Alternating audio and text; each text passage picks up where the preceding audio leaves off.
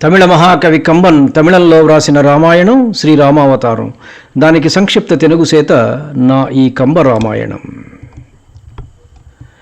తనను ఏమాత్రమూ లెక్క చేయకుండా పూచికపుల్లలాగా తీసిపారవేస్తూ మాట్లాడి హెచ్చరించిన సీతమ్మను చూసి క్రోధంతో ఊగిపోయాడు రావణుడు.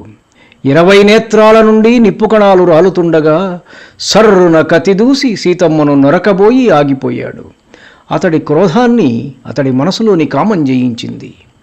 ఎప్పుడైతే రావణుడు సీతమ్మని నరకడానికి కత్తిదూశాడో అప్పుడే వాడి మీద దూకటానికి సిద్ధమయ్యాడు మారుతి. వీడి తలలు త్రుంపి లంకను సముద్రంలో దింపి అమ్మను నా మూపున కూర్చుండబెట్టుకుని తీసుకెళ్తాను అని సంకల్పించుకున్నాడాయన. మరల రావణుడు ఆగిపోవడం గమనించి తనను తాను తమాయించుకున్నాడు పవనసుతుడు. రావణుడు మాట్లాడే మాటలను ఆలకించసాగాడు. సీత, నీ అందం నన్ను పిచ్చివాడిని చేస్తుంది. నీ మగడిని ఎందుకు చంపకుండా వదిలానో తెలుసా? అతడు మరణించాడని తెలిసిన మరుక్షణం నీవు మరణిస్తావని, నీ మరణం నా మరణానికి కారణమవుతుందని భయపడి. అంతేగాని అనామకులైన ఆ మానవులకు బెదిరి కాదు.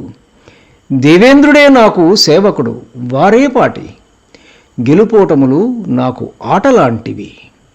రామలక్ష్మణులను ఇప్పుడే చంపివేయగలను. అటు నుంచి అటు అయోధ్య వెళ్ళి భరతుడిని కూడా యమసదనానికి పంపగలను. మిథిలను శ్మశానం చేయగలను. నా శక్తి నీకు తెలియదు. నీకు ఇప్పటి నుండి 2 నెలలు గడువిస్తున్నాను.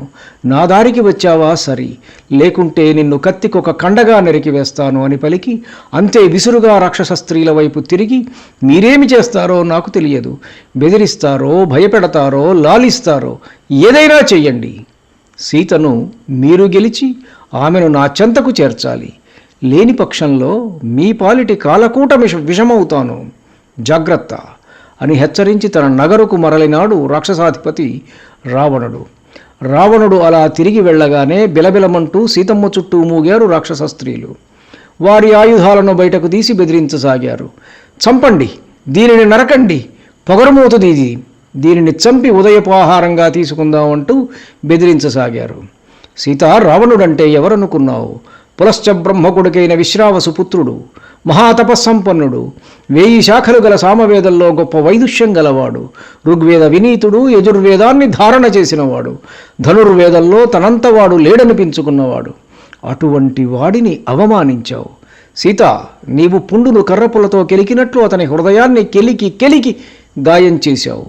నీ పుట్టినింటివారు, మెట్టినింటివారు అందరూ నాశనమవ్వాలని నీవు కోరుకుంటున్నట్లుగా ఉన్నది.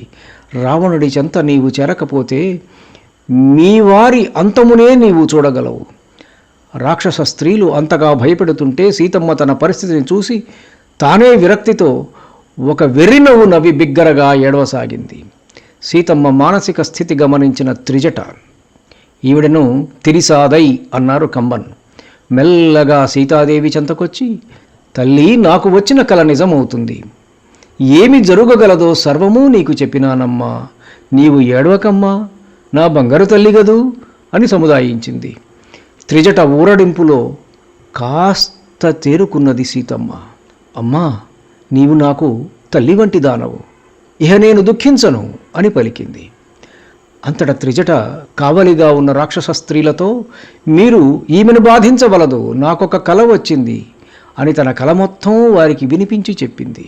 రావణుడంటే భయం తప్ప వేరే ఏమీ ఎరుగని ఆ రాక్షస వనితలందరూ త్రిజట మాటలు విని తమ బెదిరింపులు మానేశారు. సీతమ్మ ఆ సమయంలో కాస్త ఊపిరి పీల్చుకుంది. ఇదే సరి అయిన సమయం అనుకుని చెట్టు మీద నుంచి చూస్తున్న మారుతి రాక్షస స్త్రీలను నిద్రపుచ్చడానికి ఒక మంత్రం జపించాడు. ఆ మంత్ర ప్రభావం వలన ఆ స్త్రీలందరూ ఎక్కడి వారక్కడ గాఢమైన నిద్రలోకి జారుకున్నారు.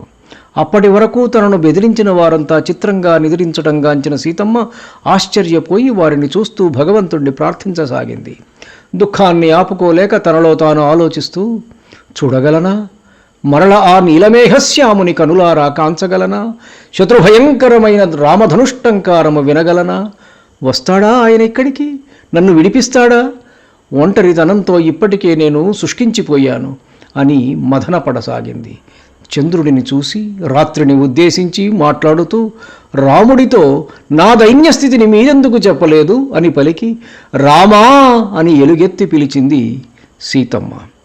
ధన్యుణ్ణి. నమస్కారం. మీ ఊటుకూరు జానకి రామారావు.